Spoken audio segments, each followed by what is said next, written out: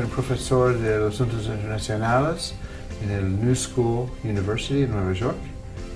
Yo creo que hay una fuerte contradicción entre los reclamos por derechos y la comprensión y la actitud de los gobiernos para contestar positivamente. En el sentido que tenemos una frase en inglés que es interesante, es duty bearer. ¿Qué obligación tiene la institución para servir, para contestar firmemente a los temas de derechos? Yo creo que este es muy complicado, porque la obligación de contestar es no solamente un tema de voluntad política, voluntad administrativa, institucional, pero también un tema de recursos. Y yo creo que el tema de recursos es muy complicado, porque en general el tema de recursos es mal organizado, mal gestionado por muchos países, también en Estados Unidos. Y yo creo que como pensamos ahora el tema de derechos en relación de este tema, vale la pena de considerar. Yo tengo una colega, una profesora japonesa en el New School de Nueva York. Ella acaba de publicar un libro que el tema es ¿qué es el nivel de cumplimiento de los compromisos de derechos económicos y sociales en el mundo? Y ella describió que el desempeño de los países no es completamente en función de los recursos que ellos tienen. Hay muchos casos donde hay países que tienen mejor desempeño sin tantos recursos. Por ejemplo, un país como Belice en América Latina. Belice no es un país muy rico, pero es 10 veces más rico que Burundi en África Central. Pero Burundi tiene mejor desempeño en agua y saneamiento que Belice. ¿Cómo explicar esto? Hay muchos casos, y por esta razón y por este evento, mi equipo de trabajadores e investigadores preparamos páginas a este tema que muestra la diferencia entre los países, el desempeño ponderado por PBI. Un caso que es muy conocido en Buenos Aires, por ejemplo, en el municipio de San Fernando, hay mucha gente sin agua. Por ejemplo, en el barrio San Jorge, mucha gente sin agua. Y en el pasado, cuando el agua fue privatizada con Aguas Argentinas, la empresa dijo, no tenemos el derecho de llevar agua a este barrio porque la gente no tiene legalidad de ocupación del sol. Por esta razón, no vamos a llevar agua. Pero es una excusa. Y para mí yo creo que necesitamos entender que este tipo de excusa debe ser reversada y necesitamos pensar mucho más qué son las prioridades como agua y saneamiento. En los años 90 hay muchas discusiones en muchos países al desempeño de la infraestructura.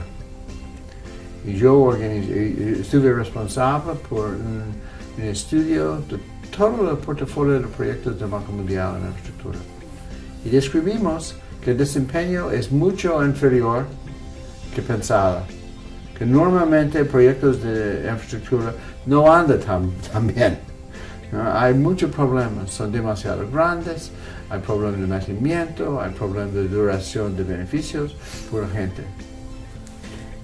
Y explicamos este desempeño peor con la explicación que infraestructura frecuentemente es considerada como un stock un stock de canales, de algo físico.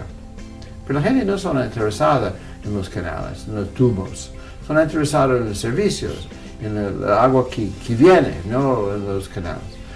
Y yo creo que necesitamos mucho más orientar a la demanda, a la gente, el punto de vista de la gente, desde los consumidores, desde los hogares de la gente, por agua.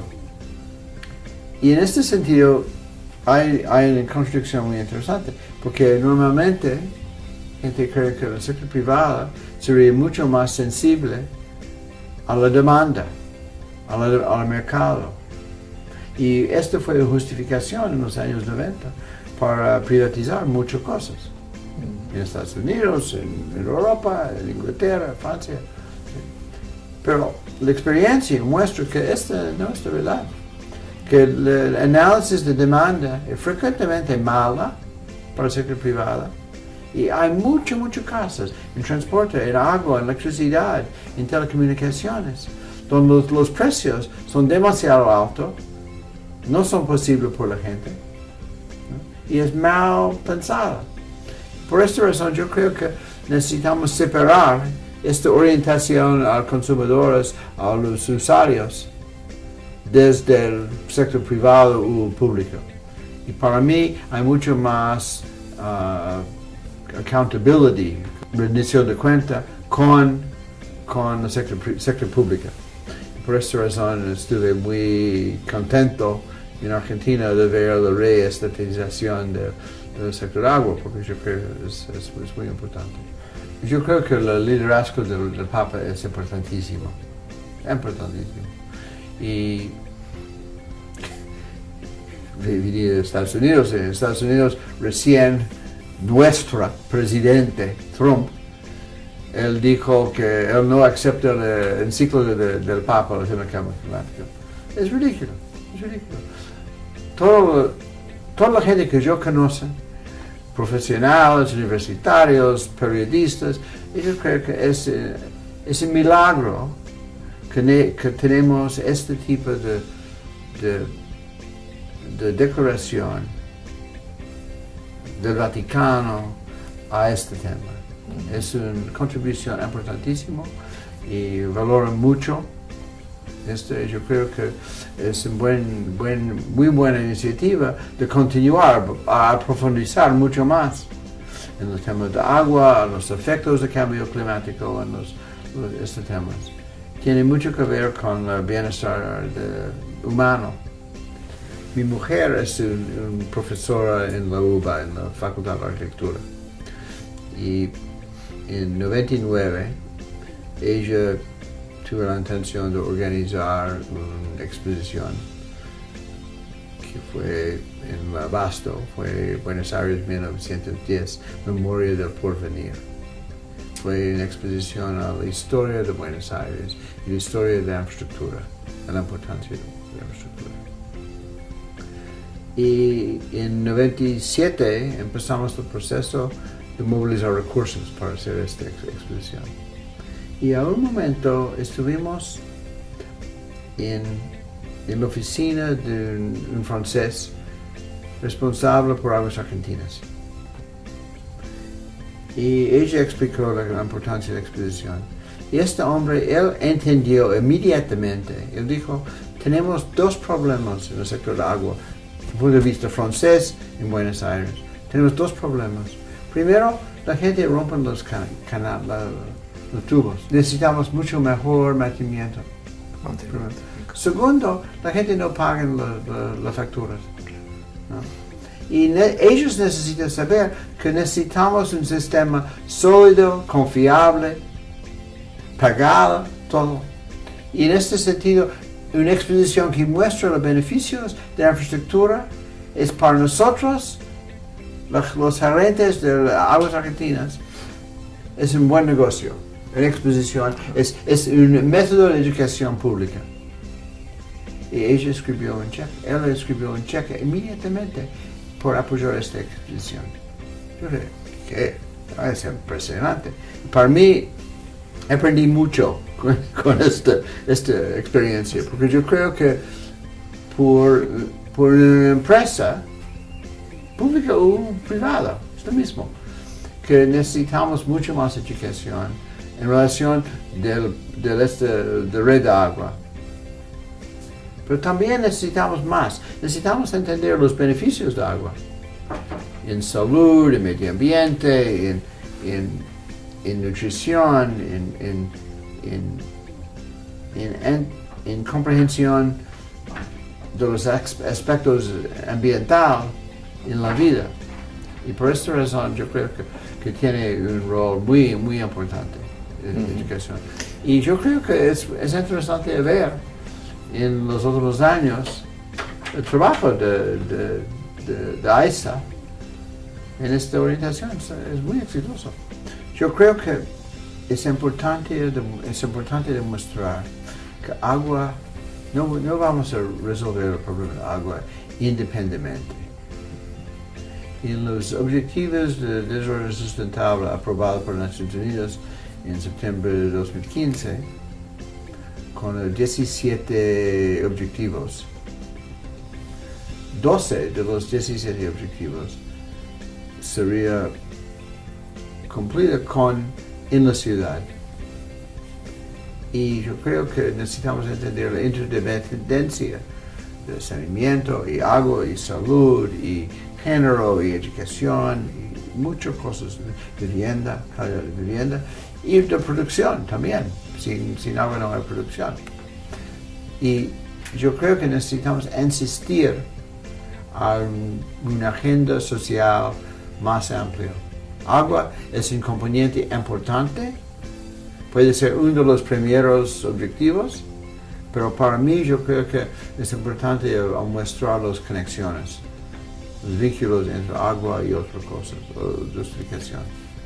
Sabemos todo que sin agua somos enfermos, hay muchos problemas, pero necesitamos insistir que esto es en relación de esta cosa, y trabajamos mucho en esto. En nuestra universidad desarrollamos un índice para medir el nivel de cumplimiento de los compromisos de Hábitat 2 de Estambul de 26 hasta Hábitat 3 en Quito.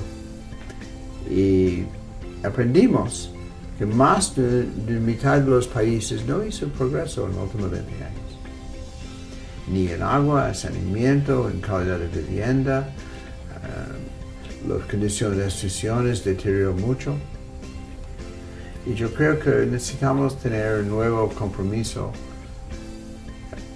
conectada, con cosas conectadas. Personalmente yo creo que es un buen ejemplo de la mal práctica urbana, como la mal práctica medicina, la mal práctica urbana, de dividir las cosas. Y yo creo que necesitamos insistir los vínculos son mucho más fuertes. Aprendimos mucho de nuestros chicos. Hay un comentario en Estados Unidos que los fundamentalistas ambientalistas son todos menos de 6 años. La gente que insiste de reciclar las cosas, que colecta la basura en la calle, todo esto. Y yo creo que necesitamos insistir a un nuevo tipo de fundamentalismo, si es permitida, a este tema. Necesitamos insistir y es interesante. Para mí, vivir en Estados Unidos y en Argentina, ir y vuelta, soy muy choqueada por el mal uso en los dos lugares del agua.